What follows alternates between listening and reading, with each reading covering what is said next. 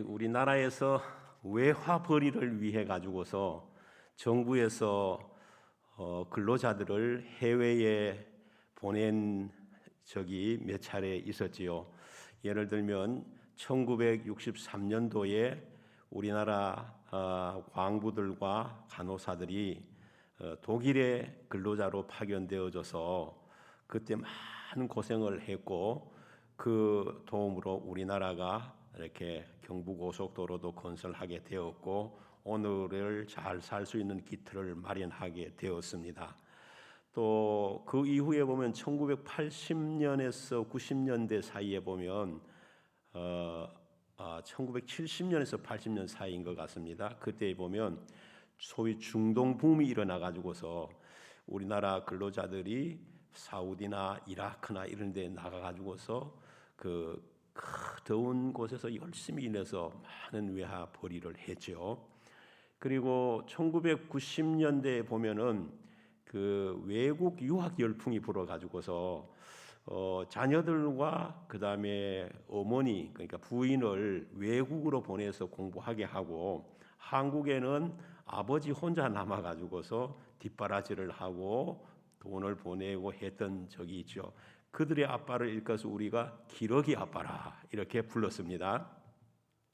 근데 이 독일이나 중동이나 그 다음에 이 기러기 아빠들에게서 공통적으로 나타나는 것이 뭐냐 하면 홀로 가족이 남게 되었다라고 하는 겁니다.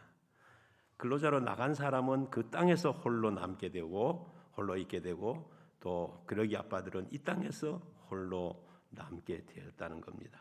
근데 이 사람이 홀로 있게 되면 찾아오는 것이 어떤 것입니까? 외로움이 찾아오는 겁니다. 외로움. 그래서 1979년도에 모 가수가 그 중동 파견으로 나갔던 그 아빠를 생각하는 마음으로 노래를 하나 불렀는데요. 그게 타국에 계신 아빠에게라고 하는 제목입니다. 그래서 아빠가 떠나가신 지 4계절이 갔는데 낯선 곳 타국에서 얼마나 땀 흘리세요.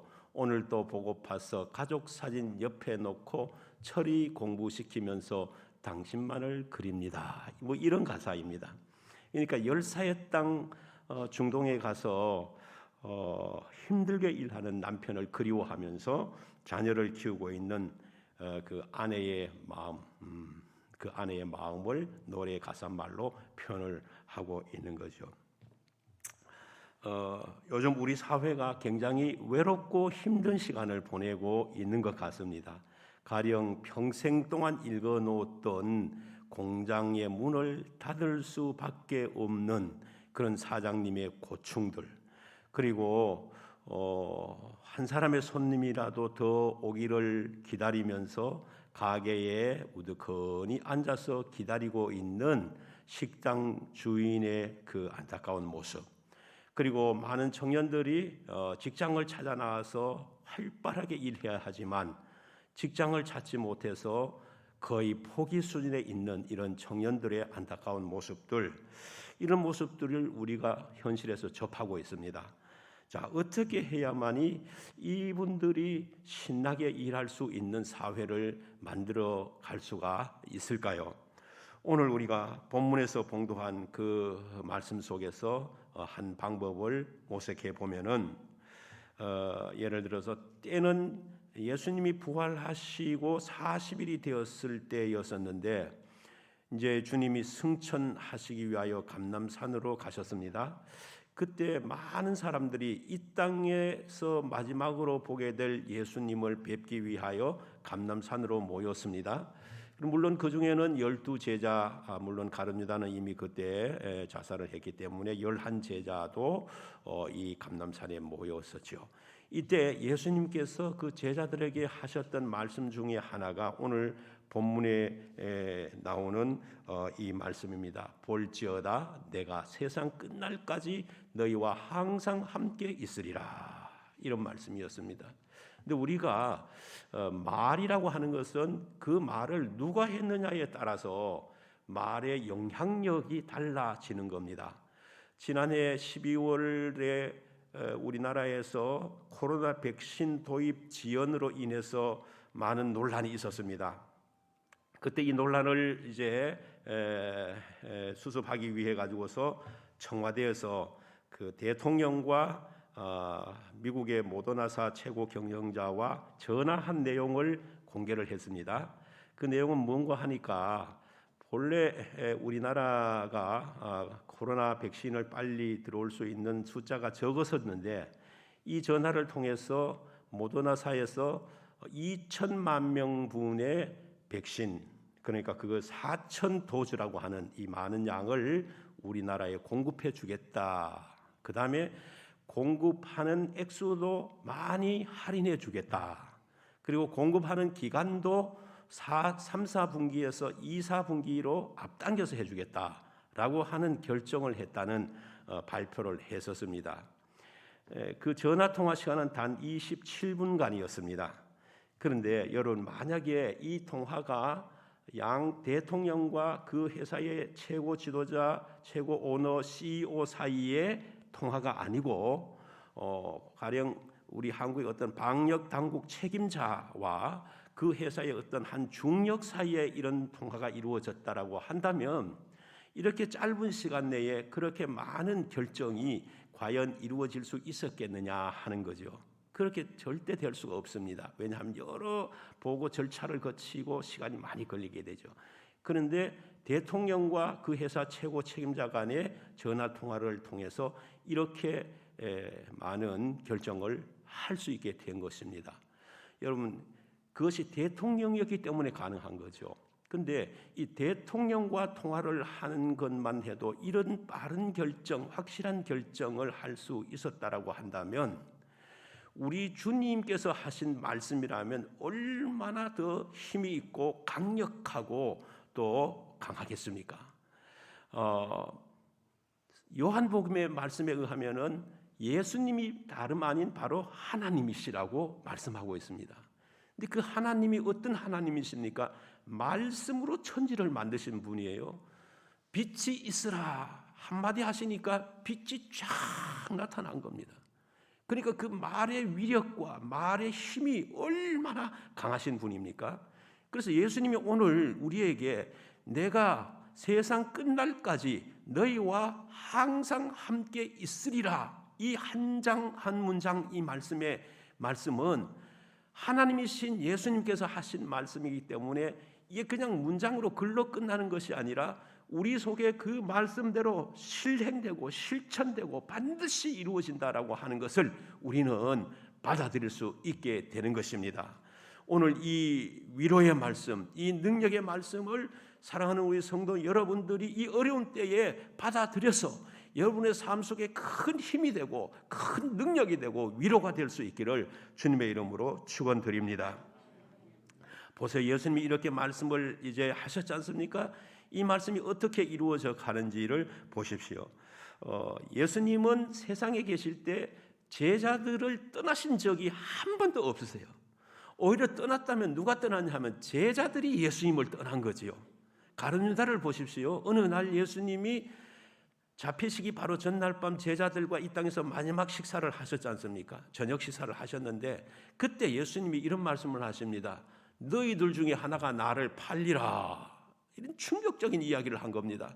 그러니까 예수님의 가슴에 기대어서 이렇게 누워있던 그 제자 요한이 뭐라 그러냐면 주님 누구입니까? 하고 물어봤어요. 가까이에서.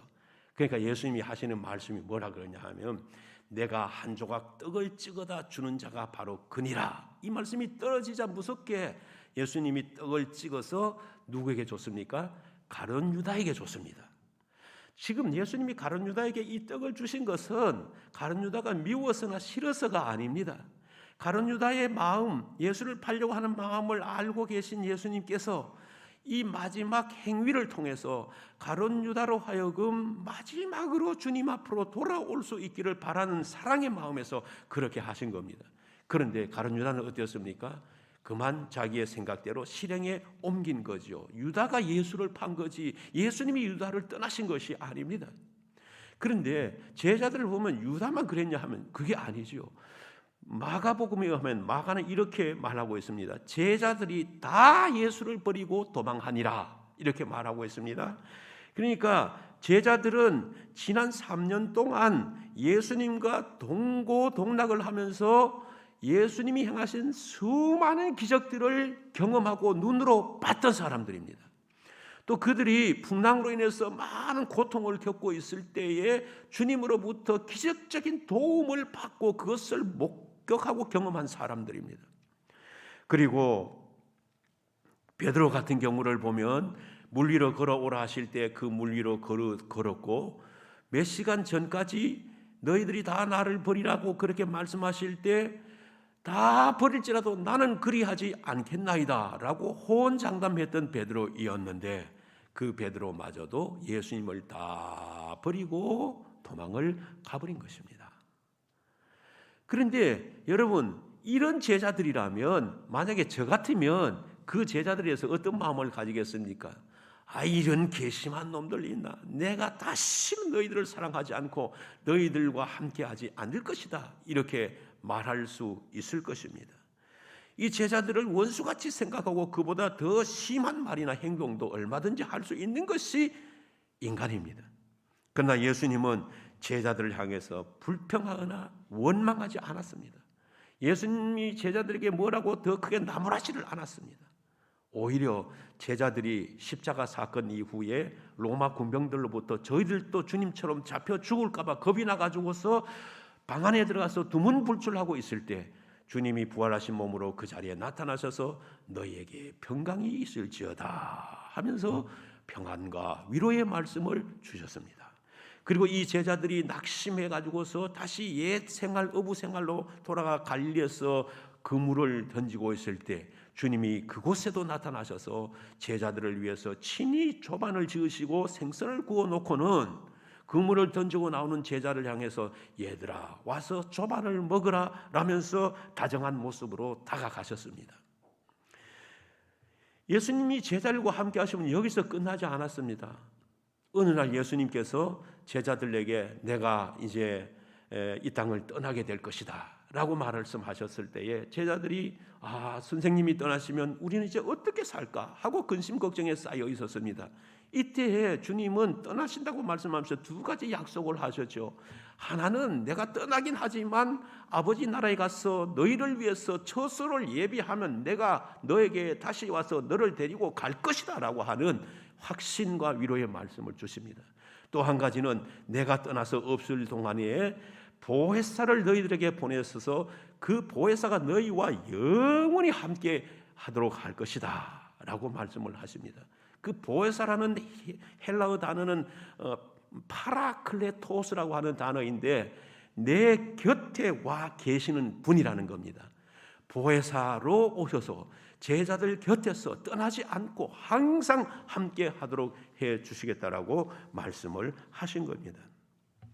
이 보혜사를 보내시겠다는 약속은 예수님이 부활 승천하신 이후 약 7일째 되는 날 오순절 마가의 다락방에서 임했지 않습니까? 주님의 분부를 따라 예루살렘을 떠나지 아니하고 예루살렘 다락방에 모여서 간절히 기도할 때 7일째 되는 날 제자들 위에 임하셔서 불같은 바람 같은 성령으로 임하셨던 것입니다. 이날 이후 보혜사의 성령님은 주님의 말씀처럼 제자들을 절대 떠나지 아니했습니다. 어디를 가든지 그들과 함께 하셨습니다. 제자들과 함께 동행하시고 복음을 전하게 하셨고 마귀와 사탄을 쫓아내게 해주셨고 병을 고치는 능력을 주셨습니다. 제자들이 순교하는 자리까지 주님은 보혜사를 보내셔서 동행하신 것입니다. 예수님은 제자들 곁을 떠났지만 대신에 성령님을 보내셔서 영원토록 제자들과 함께 하신 것입니다. 여러분, 오늘 우리에게 중요한 것이 무엇입니까? 바로 제자들과 함께 하시던 그 예수님, 제자들과 영원토록 함께 하시던 그 성령님 보혜사께서 오늘 우리와도 함께 하시고 우리와도 항상 동행하신 분이신 줄 믿으시기를 바랍니다. 아프리카 선교 사업에 큰 공헌을 한 리빙스턴의 일화입니다. 리빙스턴이 아프리카 선교를 잠시 멈추고 영국에 돌아와서 옥스퍼드 대학에서 명예 박사 학위를 받던 날 예배 시간에 학생들에게 설교를 하게 됩니다. 그때 리빙스턴은 사자에게 공격을 받아 불구가 된 한쪽 팔을 옆구리 아래로 늘어뜨리고 고통스러운 나날을 회상하면서 학생들에게 이렇게 강조했습니다. 사랑하는 학생 여러분, 내가 고국을 떠나서 아프리카에 있으면서 어떻게 고독과 고통과 역경을 이겨나갔는지 아십니까? 다름 아닌 세상 끝날까지 너희와 항상 함께 있으리라는 주님의 약속의 말씀이 있었기 때문입니다. 만일 그리스도께서 내 곁에서 나와 함께 하심을 확신할 수 없었다면 저는 그 모든 과정을 버틸 수가 없었을 것입니다. 이렇게 이야기하면서 계속 말을 이어가는데, 제가 하나님을 만나고 은혜를 받은 지 얼마 되어지 않았을 때 이런 꿈을 꾸었습니다. 눈보라가 세차게 몰아치는 쓸쓸한 광야에 철길이 놓여져 있었는데 그 철길을 자세히 보니 그 위에 보자기에 싼 피 묻은 갓난 아기가 울고 있었습니다. 근데 갑자기 요란한 기차 소리가 나더니 그 철길을 따라 열차가 사정없이 달려오고 있었습니다. 저는 눈을 감고 아이고 이 아이가 죽겠구나 하고 온 몸을 움츠리고 있었습니다. 그리고 열차가 지나간 후 그것을 바라보니 웬일인지 이 아이는 죽지 않고 철길 옆에서 계속해서 울고 있는 것이었습니다. 그리고 이 아이는 점차 자라서 눈보라가 휘날리는 광야길을 여행하는데 그 옆에 같이 눈보라를 뒤집어 쓰고 하얀 옷을 입고 동행하는 사람이 있었습니다. 다름 아닌 그가 바로 주님이었습니다. 저는 꿈속에서 이 아이가 바로 나의 모습이라는 것을 깨달았고 주님이 철길 위에서 나를 지켜주시고 광야 같은 세상을 나와 동행하고 있다는 것을 확인하면서 마음에 큰 기쁨과 믿음을 얻을 수 있었습니다. 그리고 오늘 이러한 말씀을 준비하면서 주님이 그 힘들고 고단한 아프리카 땅에서도 나와 함께 하시고 있다는 것을 다시 한번 확신할 수 있게 되었습니다. 이렇게 예배 중에 말을 한 것입니다. 그렇죠, 여러분. 우리가 세월이 감에 따라 부모님도 나를 떠나고 또 환경이 바뀜에 따라 형제와 자매와 친척과 친구들과 헤어지게 되고 그리고 가족조차도 나와 함께 있지 아니할 때에 우리는 쓸쓸함과 고독함을 느끼게 됩니다. 뿐만 아니라 많은 사람들이 내 옆에 있긴 해도 그들을 통해 위로받지 못하고 대화를 나누지 못할 때 그 고독함은 우리를 더욱 미치게 만들 수 있는 것입니다. 최근에 우리 사회는 코로나19 감염 우려 등의 심리적 불안과 사회적 거리로 인한 피로 및 고립감이 지속되면서 사회 전반의 우울감이 점점 증가하고 있습니다. 그렇죠. 우리 마음이 그렇지 않습니까? 이야, 지금쯤 좀 끝났으면 좋겠다. 어떻게 살라고 이렇게 하느냐, 이런 마음이 막 계속 들면은요, 가슴이 이게 우울해지고 그래서 막 우울증이 생기고, 그리고 코로나 블루가 그거 아닙니까? 그런 사람들이 지금 이 사회에 굉장히 많이 증가했다는 것입니다. 2010년 한 해를 두고 보면은 1월에서 7월까지만 조사한 자살 시도자가 2019년 한 해 동안의 수보다가 0.2배나 증가하였고, 또 자살 예방 상담 전화는 8월 한 달간 1만 7,012건을 기록을 했는데 그것은 2019년 8월 한 달에 보다가 2.6배나 증가한 숫자라고 합니다. 그리고 자살을 생각하는 비율도 지난해로 보면은 3월에는 9.7%였지만 5월에는 10.1%로 그리고 9월에는 13.8%로 지속적으로 증가하고 있습니다. 이게 작년 10월에 9월에 13.8%니까 올해 이제 지금 이때쯤은 아마 더 많은 숫자가 되었을 것입니다. 여러분, 우리가 이렇게 힘들게 살아가는 사회에서 용기를 잃지 않고 버틸 수 있는 힘이 무엇입니까? 돈이 많이 있으면 됩니까? 혹은 우리가 높은 자리에 앉아 있으면 될까요? 운동을 열심히 해서 이 힘든 때를 이겨나갈 수 있으면 될까요? 물론 그런 것도 어느 정도 상당한 도움이 될 줄로 압니다. 그러나 우리가 이런 상황 속에서 버틸 수 있는 가장 강력한 힘은 하나님이 지금도 나와 함께 계신다라고 하는 이 사실입니다. 이것을 우리가 분명히 마음속에 받고 깨닫게 된다면 우리는 어떤 고난과 시련과 우울한 삶 속에서도 이겨나갈 수가 있게 될 줄로 믿습니다.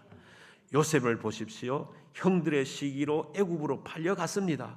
얼마나 17살 나이에 팔려가는데 이 고등학교 2학년 때라고 보면 1학년이나 2학년 때라고 보면 되는데 이래 팔려가지고 고생을 하는데 또 어떻게 했습니까? 거기에서 그 보디발 아내를 겁탈한다라고 해서 누명을 씌워가지고 감옥에 또 가게 됩니다. 그런 세월들이 얼마나 힘들었겠습니까? 그러나 그는 감옥 속에서도 견딜 수 있었던 것, 그 누명 속에서도 견딜 수 있었던 것은 하나님께서 나와 함께 하신다라고 하는 이 믿음을 가지고 있었기 때문입니다. 보통 사람 같으면 형들에게 버림을 받고 애굽에서 그 고통받고 감옥에서 억울하게 갇혀서 감옥살이를 한다면, 이런 극심한 시련이 다가온다면 절망과 낙심 속에서 자포자기하고 세상을 미워하고 세상을 비난하는 그렇게 모습으로 바뀌어갈 수 있지 않겠습니까? 그러나 요셉은 하나님이 나와 동행하신다는 사실을 깨닫고 하나님과 동행함으로 이러한 역경을 극복해서 마침내 애굽의 국무총리가 되고, 그 국무총리가 되었을 때 애굽과 그 주변 지역 모든 사람들을 기근에서부터 구해내는 엄청난 일을 하고 말았지 않았습니까? 바로 그것이죠. 옛날 영국의 빅토리아 여왕이 세운 양로원에 한 나이 많은 할머니가 있었습니다. 어떤 사람이 그 할머니에게 이렇게 물었습니다. 할머니, 여호와께서 당신을 종종 방문하십니까? 그러자 할머니 대답입니다. 예, 나는 몇 번 여호와의 신방을 받은 적이 있습니다. 그 사람이 또 묻습니다. 그러면 할머니, 왕 중에 왕이신 예수님께서 당신을 신방한 일이 있습니까? 그러자 할머니가 이렇게 대답합니다.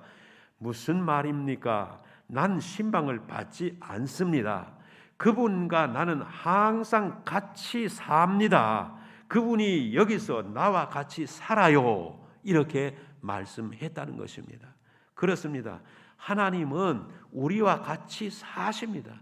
하나님은 우리와 항상 같이 있으십니다. 불완전한 아브라함과도 하나님은 늘 같이 계셨지 않습니까? 또 사기꾼 기질이 있는 야곱과도 하나님은 늘 함께 하셨습니다. 복음을 전하다 풍랑을 만나고 많은 어려움을 겪었던 사도 바울과도 하나님은 늘 함께 하셨습니다.